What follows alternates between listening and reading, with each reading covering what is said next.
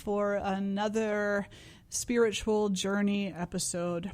And so we've been talking about so many amazing spiritual topics. We've talked about what spirituality is. We've talked about personal leadership and activism. We've talked about the power of love and the cause of suffering. And today we're going to talk about health. And so this conversation is going to come from a perspective called Ayurveda. Ayurveda is a Sanskrit word. It means the science of life or the science of living. And Ayurveda is very old. Some people call it the original healthcare understanding. It's the original science of medicine, the original science of how to maintain a healthy, balanced life, a healthy, balanced body, and a healthy, balanced mind. And so Ayurveda originates in India, and it's potentially 7,000 years old, maybe even older, according to some. And many of its teachings are found in the Atharva Veda, which is actually a scripture. So the first thing that we can take in this conversation is to say that in ancient India, the idea of health, physical health, mental health, overall health of the individual, is tied directly into spiritual practice, tied directly in. And as a matter of fact, there is a mantra from the Acharya Shashruta Samhita, which is another scripture that tells us what health is. And so I'm going to share that with you now. And the language that you're hearing is Sanskrit. And I'm going to sing it because the Sanskrit mantras are typically chanted. So it sounds like this. Sama dosha, sama agnischa, sama dhatu, malakriyaha, prasanna atma, indriya, manaha swasta iti abhidhiyate. So that is called the swasta mantra. It is what is health. Sama dosha, sama agnischa, sama dhatu, malakriyaha, prasanna atma indriya, manaha swasta iti abhidhiyate. The word sama means same or balanced. Sama, same or balanced. So we want the balanced dosha, the balanced agni, the balanced dhatu, the balanced kriya. And what these words, dosha, agni, dhatu, and kriya, stand for are the constitution of the individual is dosha, and we'll talk about that in a moment. Agni is the digestive fire. The digestive fire needs to be balanced. Dhatu are the bodily tissues, and kriya are the excretory functions of the body. So the first part of this mantra tells us that for an individual to realize health, they need to have a balanced constitution, a balanced digestive fire, balanced tissues and functions of the tissues throughout the entire body, and a balanced digestive system. So how many of you have those four covered? Raise your hands. Yeah, probably not very many. Let's just start with dosha. All right, so what is a dosha? A dosha is a constitution. And in Ayurveda and yoga, there are three primary doshas. They are called Vata, Pitta, and Kapha. Vata, Pitta, and Kapha. So how does Ayurveda determine a dosha? Well, I'm going to step back a little bit now and explain to you how the constitution of an individual is seen. So in Ayurveda and yoga, in Hinduism in India, and many of the Eastern countries and cultures, everything is looked at from an elemental perspective. So in Ayurveda, there are 5 elements: earth, water, fire, air, and space. And those 5 elements are responsible for the creation or the manifestation of all physical things everywhere. You, me, the desk I'm sitting at, the microphone I'm speaking into, my computer, my phone, my pocketbook, the trees, the grass, the sun, the sky, the stars, the moon, everything. Everything has these 5 elements within its composition. What makes things look and seem a little bit different are the density of those elements and the actual percentages of those elements. So, for example, the planet Earth has a lot of earth, but it also has fire, water, air, and space. But its dominant element is the earth element. And by earth, in the element, we're not talking about the dirt that you can pick up off of the planet and put into your hand. We're talking about a set of subtle qualities that are present in that thing that we call earth or dirt. There are subtle qualities there like density and coolness and heaviness and stability and strength. So we look at these 5 elements and we say every single thing that is has some composition of these 5, and that composition is a little bit different depending what we're looking at. Well, the same thing is true for people. So ancient sages and teachers and Vaidya's, which are doctors of Ayurveda, they categorize people into 3 basic categories. And this is a little bit different depending on the tradition that you study with, and they can also be combined because don't forget, everybody has these 5 elements. So the first is Vata. Vata simply means that an individual has a predominant amount of air and space in comparison to the other 3 elements, earth, water, and fire. Their dominant elements are air and space. In Pitta, the dominant elements are fire and water. And in Kapha, the dominant elements are earth and water. So again, in Vata, the dominant elements are air and space. Pitta, the dominant elements are fire and water. Kapha, the dominant elements are earth and water. So you might already be kind of catching on to this and being like, wait a minute, someone has a lot of fire. Well, what might that mean?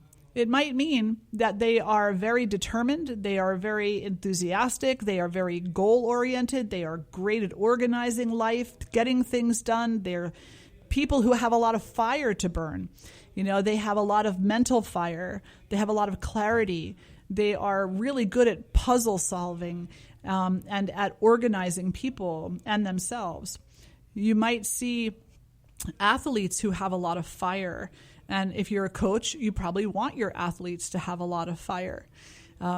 So we can look at the elements that are prominent in each one of these 3 dosha, and we can get a general idea of what the strengths and gifts are, and also what the hindrances and imbalances might be. So an individual who is considered a Pitta, while they may be a great leader, a great problem solver, a wonderful enthusiastic, inspirational person, they may also be prone to things like anger, sharp-tongued, judgmentalism, being too strict, too narrow-minded. These are all things that when Pitta is not balanced and the fire is really being stoked, will come to the surface in an individual who is considered to fit that particular constitution. An individual who is Vata, their primary elements are air and space. Now, just think about spaciousness and what that means. It means that there's a lot of potential there. An individual who has a lot of space, there's a lot of potential. So they tend to be very intuitive. They also see patterns. They see patterns and creativity everywhere. And that they have a lot of air in them also means that they move a lot. They move a lot. So maybe your dancers, your musicians, your artists, people who enjoy the creative arts, but not just seeing the creative arts, actually taking part in them. They will have a tendency to have a little more Vata type energy to them. And it's beautiful because it brings to their awareness and to ours the beautiful creative patterns that are present in this world and in ourselves. So those are some of the strengths of Vata. But, you know, air and space and too high of a quantity can also have a detrimental effect. And so when we think about it, what might that be? Well, if there's too much space and too much air in a person, they might not be able to organize their thoughts. They might not be able to hold a conversation or stay on point. They might experience disorganization and as a result experience anxiety. So what you could be getting from this conversation so far today is that these doshas have gifts and they also have things that are hindrances to us. Most often when we're having problems in life, we are experiencing imbalances in these doshas. The third of the doshas is kapha. And kapha is the combination of earth and water. So earth is strong and stable and dense. And when you add water to that, you get mud. You get kind of a sense of stuckness. So when kapha is not balanced, there could be a sense of stuckness, a sense of lethargy, a sense of stagnancy, even stubbornness, not wanting or wishing to move from the place that you are in. But when kapha is balanced, kapha is all about love. I mean, just lay on the earth, and feel what that's like. It brings you a sense of comfort to the deepest part of your soul. It integrates you. It holds you. And that is the gift of kapha. The gift of kapha is the integration factor and the love and the compassion. But just like the other two, kapha can become imbalanced. And when that happens, when any of these doshas are not balanced, then we suffer. When we suffer greatly. And we suffer, at different intensities depending upon how imbalanced they are. And if they are just mildly imbalanced, or if they are what is called vitiated, which means that they are significantly imbalanced to the point where they are becoming chronically imbalanced, at which point we're going to start seeing disease and illness manifesting in the body and mind. So these three are called constitutions. Now, when a person is born, they're born into a constitution.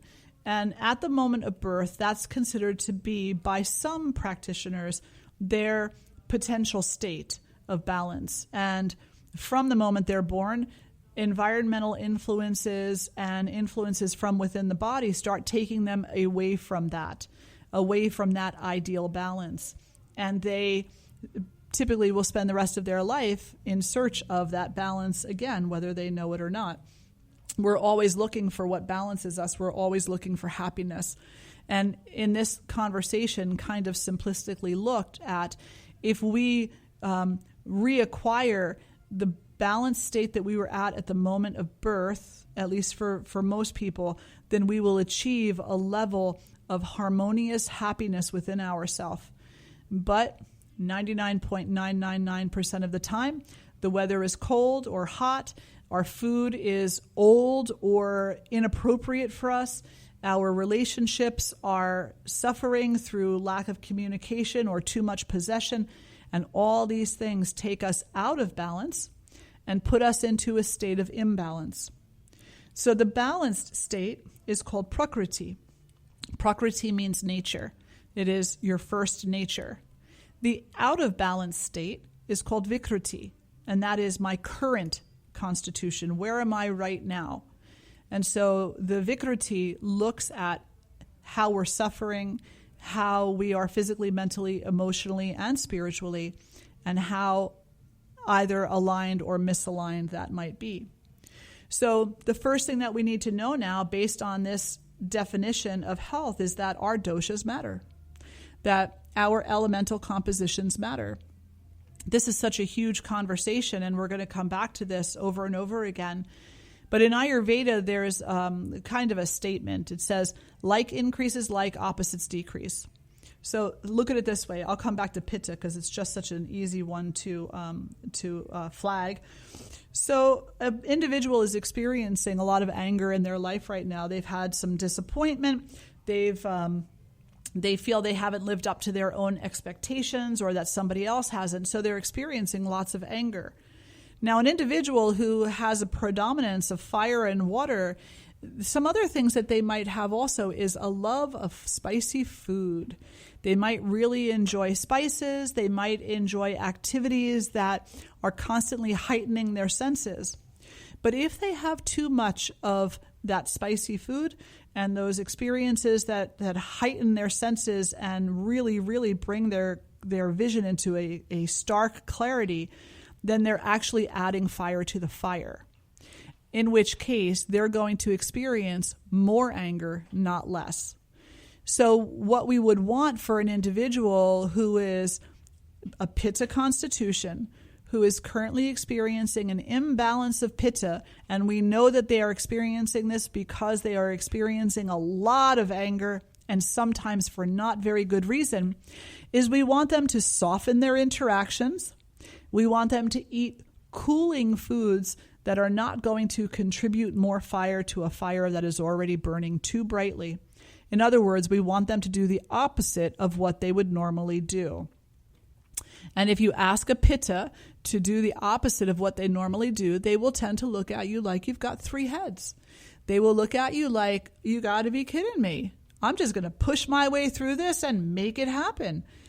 Not a good idea, because that's just stoking more fire. We can look at Kapha also, and we can say that an individual who has Kapha, who is not having a balanced experience in their own body, may experience an increase in weight and a decrease in energy. They may have a tendency, just to kind of be a little stereotypical right now, and I know I've been there myself before, to enter into a slight state of depression where they want to sit on the couch and watch reruns of their favorite show while they're eating either ice cream or some kind of comfort food like chocolate cake with chocolate icing. And they don't want to go anywhere. They just want to stay there. And so their friend calls, or their spouse, comes home, and they're like, come on, let's go out for a walk. And they're like, nope, I'm going to stay here and get comfortable under my blanket with my ice cream, and I'm just going to watch this show, and I'm not going to move. And they are stuck. I have a Labradoodle. She's 11 years old, and she's all of 54 pounds. And I tell you, she's not a heavy dog unless her kapha is activated. And when her kapha is activated, that little dog weighs about 500 pounds, and I cannot pick her up for anything. So that's kind of giving you an idea of what kapha is like when it's not balanced. So the individual who is experiencing an imbalance in kapha, they don't really need that ice cream or that blanket or that television show with all of the reruns. What they need is to get up and do the opposite of what they want to do. They need to get up and move. They need to get up and go out. They need fresh air. They need their energy to be motivated, circulated. They need to dance. They need to laugh. They need community. They need something that's going to nourish the soul. And once they get there, they're thrilled, because that's actually a place where kapha feels really great. And it's very healing and healthy for them. With regard to Vata, Vata's imbalance will cause them to run everywhere that they possibly can, to go have every experience, to travel, and to always seek interaction and engagement. But the problem is that Vata, a lot of air, a lot of space, doesn't have a lot of energy. So if they're always on the go, always trying to entertain people, keep themselves busy, and they're experiencing anxiety as a result of that, then they're literally running themselves into the ground. They are utilizing the little bit of energy that they do have rather than conserving it. And they're going to be inviting some significant nervous system challenges and anxiety and stress issues in their life, which are going to possibly eventually lead to health concerns. So for your Vata who's experiencing imbalance, movement is not what they need. They need the opposite. They need stillness. They need the blanket. They need a bowl of hot or warm soup and some kind of compassionate, nurturing, maybe healing bowls, or, some beautiful music to listen to, or maybe, to watch some wonderful inspirational show that has to do with love and acceptance and nurturance. In this way, they can reestablish their vital energy rather than spend it. They can reinvest in their health and wellness. So sama dosha, we need to have balance in the doshas, sameness in the doshas, so that they're not fighting each other. Vata, Pitta, and Kapha are present in all of us because all 5 of the elements are present in all of us, and they are at odds with each other. Typically, Vata is movement, but it is, in its balanced state, it is equanimity. It is balanced action. Pitta is passion. It is get involved. It is make it happen. And Kapha is don't bother me. Leave me alone. I'm sitting still and I'm not moving. And no, that's not meditation. That is a sense of stuckness. Meditation is a sense of intuitive balance. So Vata would be very closely associated with the meditative state when it's balanced. But when it's not balanced, it's just kind of random chaos. So these three are constantly at odds with each other in our experience of ourself. And this sameness of the dosha is bringing these three into a state of no friction. They're not fighting each other. They are balanced, and our interaction with them is balanced. And there's a lot more to that, but I'm going to stop there with that particular part of this description and move into SwaminiJi. So Agni is the digestive fire. It is digestion, assimilation, and metabolism. And it's said that we have 13 fires in our body.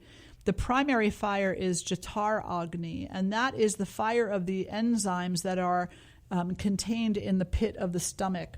So, you smell your food and your mouth starts to salivate, preparing your body to receive nourishment, to break it down and to feed all the cells of your being and the tissues of your body. And so you take a bite of that food, it gets saturated in the saliva and it starts breaking down. And as you chew the food and then begin to swallow the food, it gets deposited into a bath of enzymes in the stomach, which break it down further. So the first thing that we know from this is that that food best be the right food, better be nutritious. It better have something to offer the cells of your body, not just sugar and fats, but it better have something of qualitative substance to it. So fresh food that is prepared fresh, that is cooked appropriately, and that is not spoiled, and that is not out of balance itself by artificial colors and flavors and pesticides and things like that can actually hurt you very seriously and significantly. So the food. Second thing, smell your food before you eat your food, because the act of smelling your food gets the enzymes in your body all excited about receiving that gift of nourishment. So you want to have the body be prepared through smelling the food. Then when you bite the food, you take an appropriate amount of food and you masticate, you chew it. You chew it so that the food is broken down and it's got the saliva mixed in with it, so that by the time it gets to your stomach, your digestion is so hyped up and ready to receive that gift, and it's prepared appropriately so that your body can break it down. It'll break it down through the process of digestion, and then it will assimilate what it can into the cellular structure of your body. That assimilation process is so important, and it happens at different points. It happens as soon as the food comes into the mouth. It happens while it's moving through the esophageal tract. It happens in the stomach, but it really happens in the intestines. In the small intestines, so many of the nutrients and minerals from food are brought into the body and placed into the bloodstream so that it can be carried to where it's needed the most. So the assimilation of these nutrients and the metabolism of those nutrients, followed by the elimination, which we'll get to in a moment.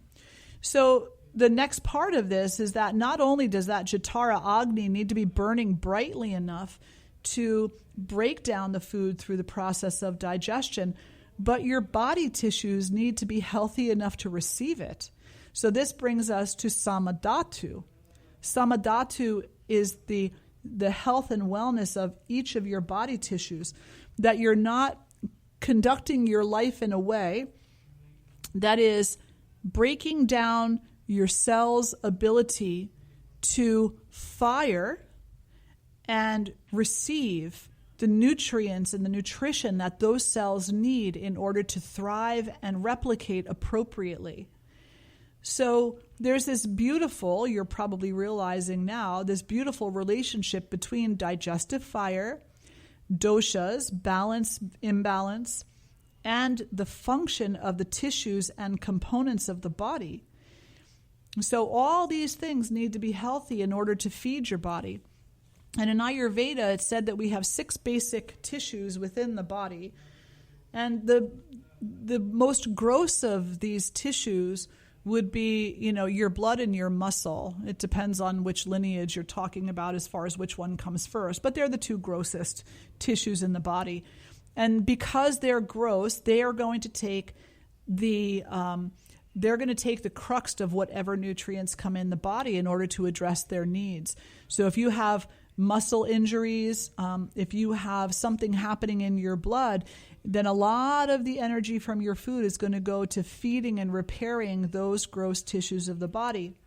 Now, the subtlest tissues in your body are your reproductive tissues, so the sperm and the egg, and the sexual juices within the body as well. So it doesn't take too much to consider the idea that if you beat up your body and if you abuse your muscles and your blood, then you're not going to have a whole lot of energy left over to feed those subtler tissues in your body, which means what? Well, it means they're going to suffer. It means they're not going to be as healthy as they might be, and therefore you're not actually healthy because you're suffering from menstrual problems, maybe you're suffering from infertility, because there's not enough energy being brought into the body and distributed appropriately in order to feed those sexual tissues so that they're actually healthy and able to receive and then propagate the way that they are intended to. So kind of interesting connections that you might be making here as you are probably preparing to have your lunch. What are you having for lunch today? Are you having a healthy, nourishing meal? Are you having rice and beans, a nice apple, some kind of gently cooked fruit to enhance the ability of digestion, assimilation, and metabolism? Are you feeding yourself, or are you having a bag of chips and a piece of pizza? So I'll just leave that there and continue on with this beautiful mantra. Samadosha, sama agnischa, samadatu. Next, mala kriyaha. Mala means waste or unused portion, and kriya is cleansing. So this part of the mantra tells us that we should also have appropriate excretory functions, that the physiological functions of urination and defecation and sweat and tears and anything that takes waste out of the body should be functioning appropriately. Well, what does that mean? You're not constipated and you don't have diarrhea. Your urine is an appropriate color with an appropriate smell. Your sweat is appropriate to the activity that you are conducting, and that your tears are appropriate. And you might remember that at the last show, last week, I talked about crying and about how there is healthy crying and there is unhealthy crying. So the unhealthy crying is when we cannot stop ourselves and we don't really have a reason to be crying. We are just feeling highly traumatized, and as a result of that, we are susceptible to the stress that excessive crying can bring to our body and the assault that can have on our nervous system and our immune system. So this excretory functions of the body. But predominantly in Ayurveda, we're going to talk about bowel. We're going to talk about your bowel movements. And while some people are probably giggling right now or looking oddly at the radio and saying, what did she just say? Yes, it matters how you poop. It actually absolutely matters. If you are constipated, you are holding that in the body. And what happens is that some part of that begins to affect the tissues that it comes into contact with.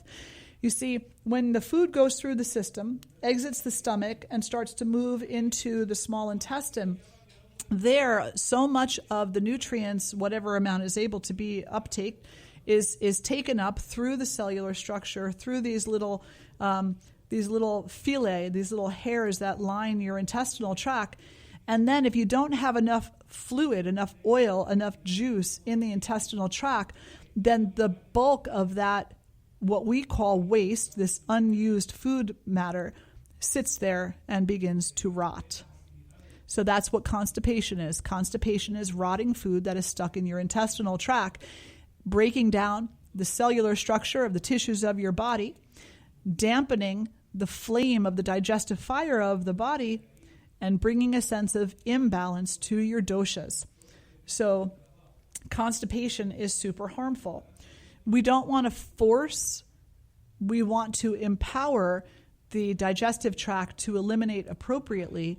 And so cleansing is really important. Cleansing the body on a regular basis is very, very important.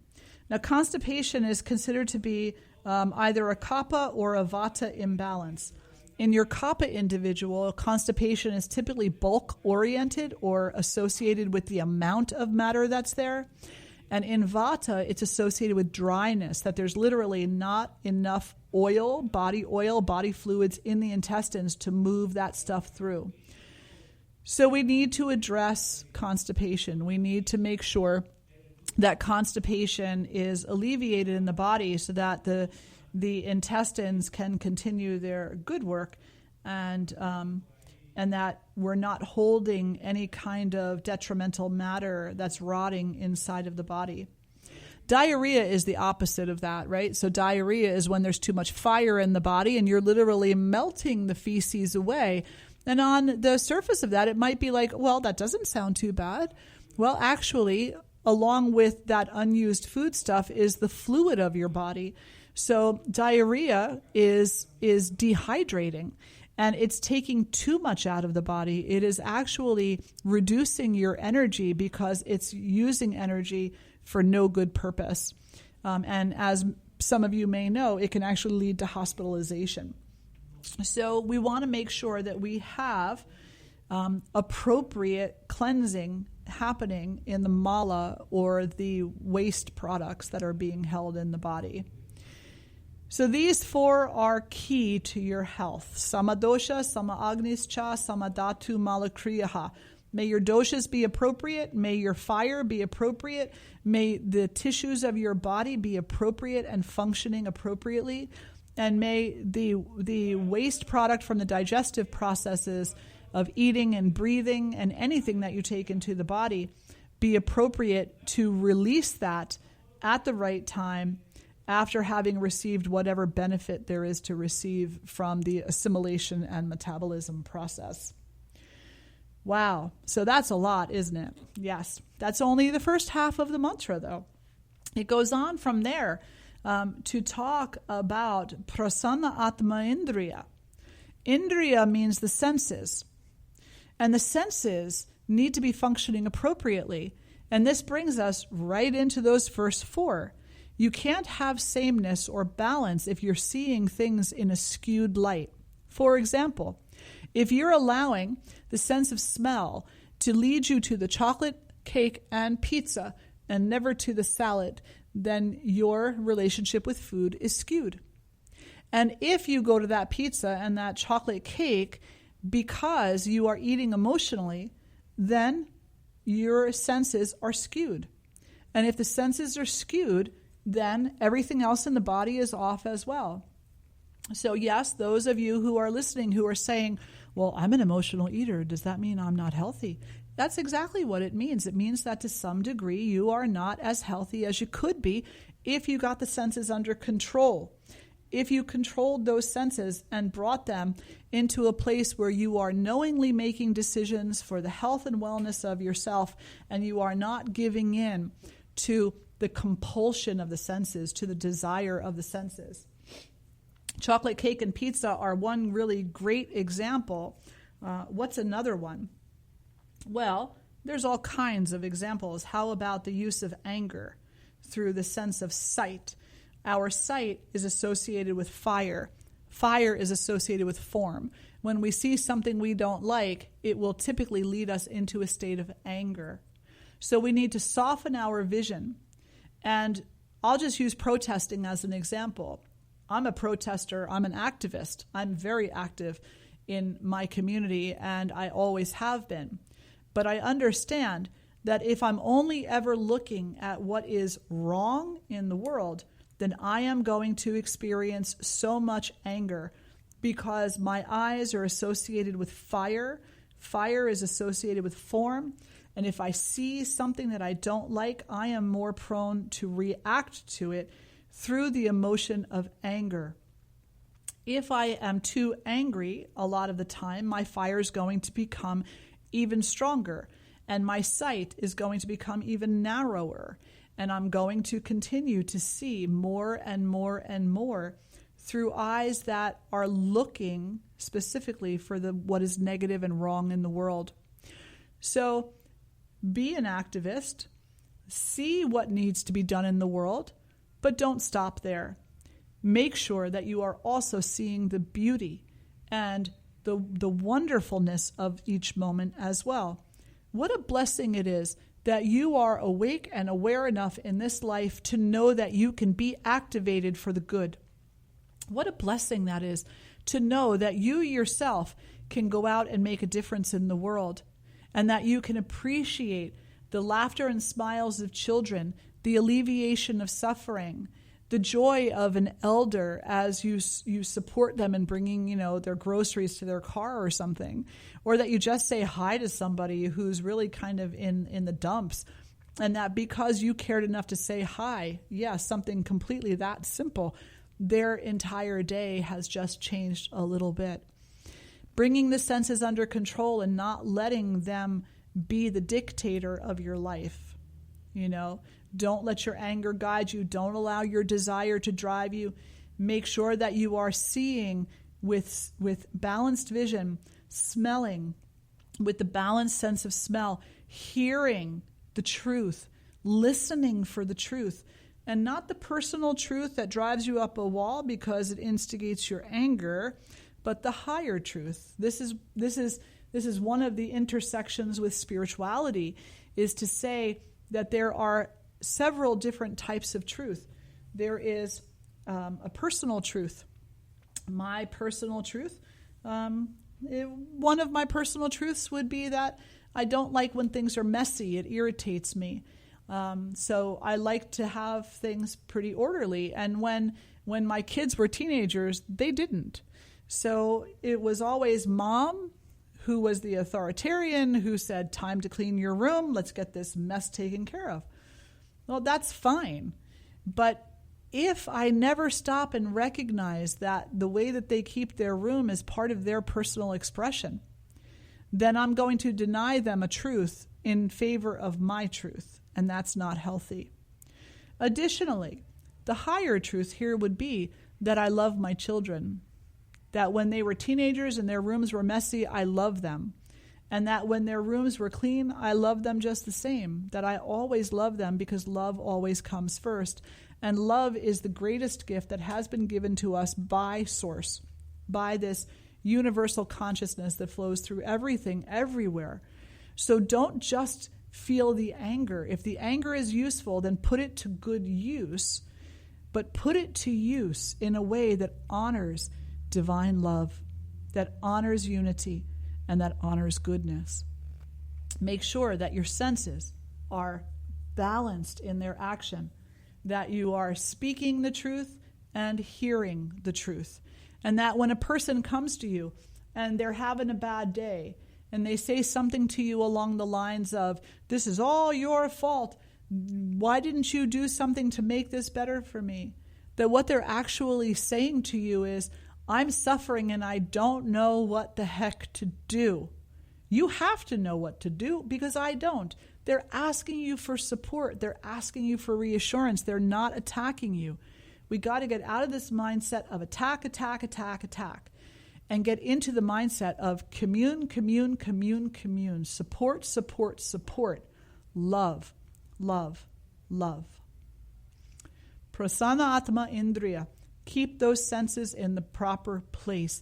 The sense of touch is really important and completely out of control in our society today, as we are not allowed to touch each other, and yet we think we are. So we touch each other in ways that are completely inappropriate, through hitting, pushing, punching, smacking, touching inappropriately, sexually, suggestively. And you know what we don't do? We don't touch each other in a way that has meaning to the soul. We don't touch each other gently, mindfully, with permission, asking, may I hug you? May I hold your hand? May I enter into your personal space? We just make the assumption that everybody's there for whatever we need them for, and we push our way through. We have to stop doing that. We need to start respecting and honoring each other and not having so much physical contact with people that is out of context. and instead move into healthier relationships and healthier ways of being. So touch is really important. So important. We're meant to have the experience of touch, but not the kind of touch that imposes harm. This brings us back to ahimsa, what I've talked about every show so far: non-violence, non-harming.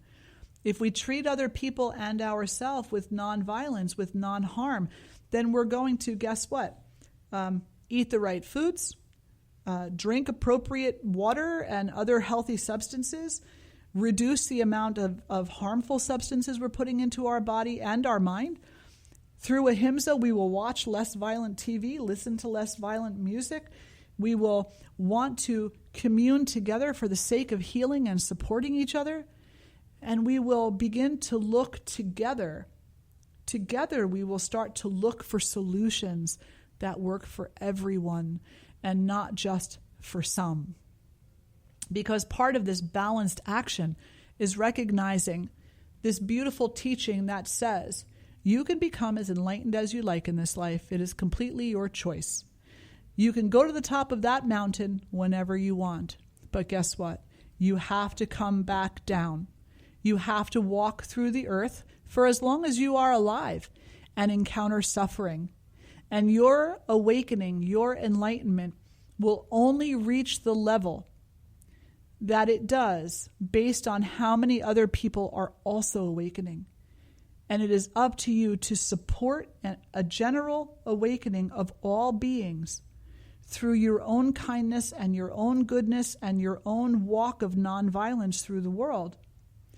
When all beings walk to the top of the mountain together, that will be the true, complete awakening. So we should never fool ourselves into believing that we got there, as if there were somewhere there. The only thing that we've gotten is a glimpse of what's possible. And now it's up to us to act on that and to bring forth the goodness for the sake of that, which means empower all other beings to also step into that. Get over your hate, your jealousy, get over your prejudice, get over your preference, get over it. Because the only thing that those things are going to do is keep us in a state of suffering as a global community. And some people might say that I'm speaking from a place of privilege, and I am. And this is the only way that I wish to use my voice, is to say, someone has to say this. We all have to say this. We all need to do this. And for those of us that have the privilege to be able to open our mouths, then let's do it. Let's make the choice to become balanced people who are seeking unity, who are living in the light of unity and love and compassion, who are working this from the place of inspiration rather than the place of indulgence. There's been enough of that already, Let's be healthy people. So this brings us now to the next, manaha swasta iti abhiyate, the individual who is in good working order with a pleasantly disposed, content mind, senses, and spirit. This is a person who is healthy. So are you pleasantly disposed? Well, sometimes, yeah. From day to day, I have moments where I'm kind of okay. And then I have moments where I'm irritated, not healthy. I have moments where I'm frustrated, not healthy. I have moments where I'm impatient. That's not healthy. But aren't there some times where we can be irritated? Well, certainly there is certain irritation that is healthier than other irritation. But if you're going to take this description of health word for word, irritation is not healthy. Contentment is. And you can address the injustices and the problems that people and society are facing from a place of contentment rather than a place of irritability and anger. We can look and be jolted slightly and then recognize the tools that we have that we can bring forward, and bring those tools forward from a place of peace, a place of unity, a place of contentment, and just do the work. Just commit ourselves to showing up and to doing the work. Why would we want to do the work? Because doing the work brings us closer to God. Doing the work brings us closer to the goddess. Doing the work brings us closer to our true self and closer to each other. And doing the work also empowers us to manifest the world that we want to live in, not the world that is so hellish that none of us really want to be here anymore, that we're afraid to walk down our own street, enter into our own house, turn on the television, that we live in a proverbial world of fear and hate. Showing up and doing the world transforms any hate toward love, transforms separation toward unity, and transforms mental and physical and spiritual unhealthiness toward a greater sense of health and wellness. Wow, that's like so much, right? You've got so much to think about. Well, there's a few more things that we can say today before we wrap it up for this show. And one of those is that when we talk about health, we're not necessarily talking about experiences with illnesses like cancer and heart disease. Once those things are in place, they're in place. And now it's a matter of maybe not curing unless that's possible. Maybe it's just the quality of the life that we live, even though those things are present. You know, my husband passed away last November of cancer, and there were so many things and so many ways that he inspired me. One of the ways that he inspired me was through his acceptance. He understood that his past behaviors contributed to the experience of the cancer in some way, shape, or form that he would probably never know for sure. But he had a general inkling that stress and tension had something to do with it. Science tells us the same thing, right? Science tells us that the foundation of up to 80% of all diseases starts with stress. So if that's not enough of a reason to live a less stressful life, then I don't really know what to tell you other than open your eyes and open your heart to a different way of being. He understood that and he accepted it.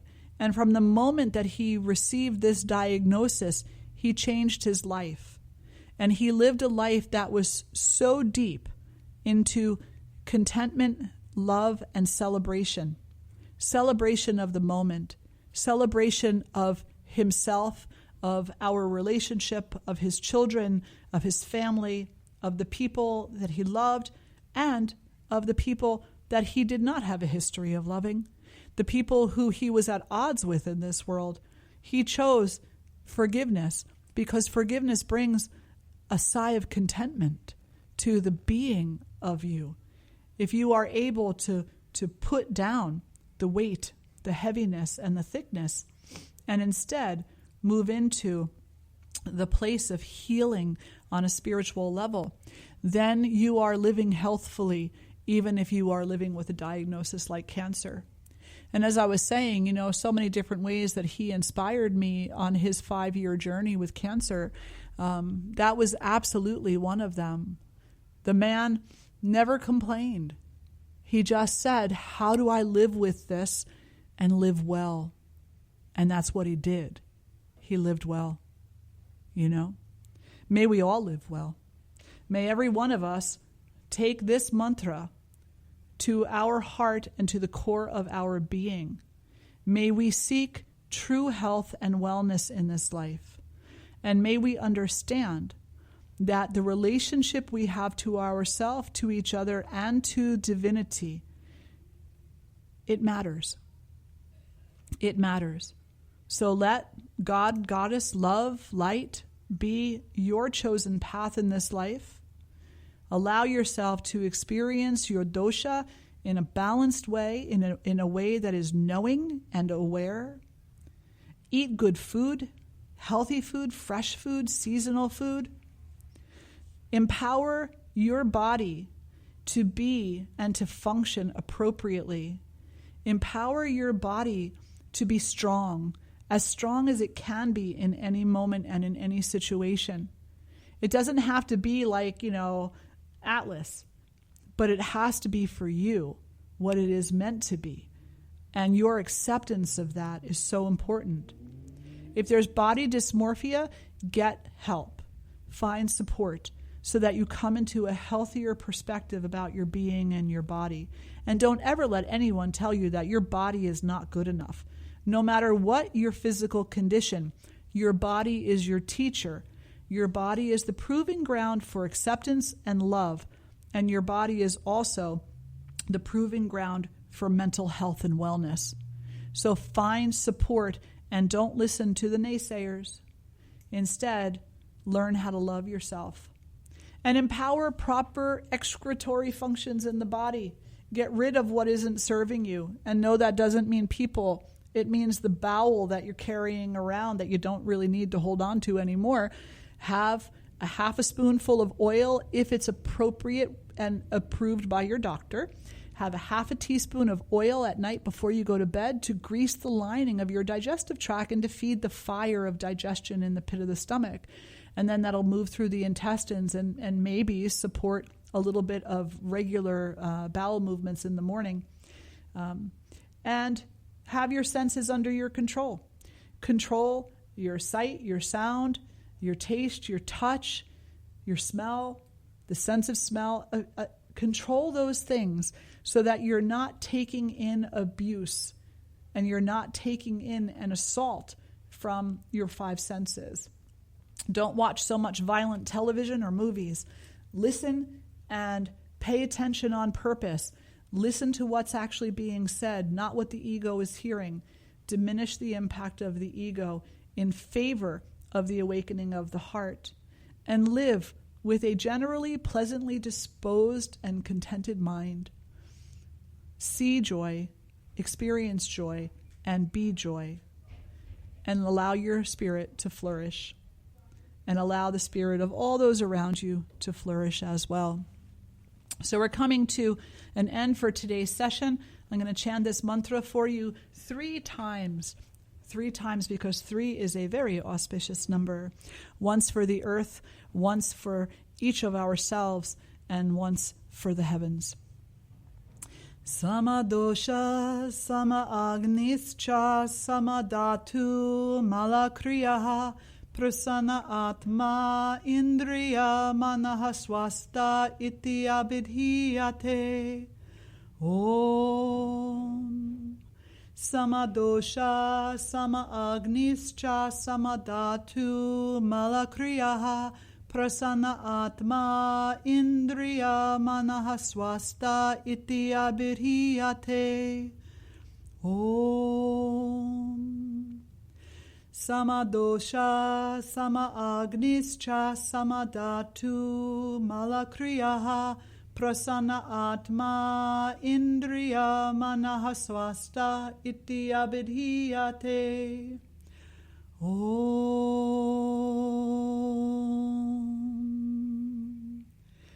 May we learn to live, to love, and to grow in the light of peace, in the light of health, and in the light of love. Sending you all so many blessings today and every day. Namaste.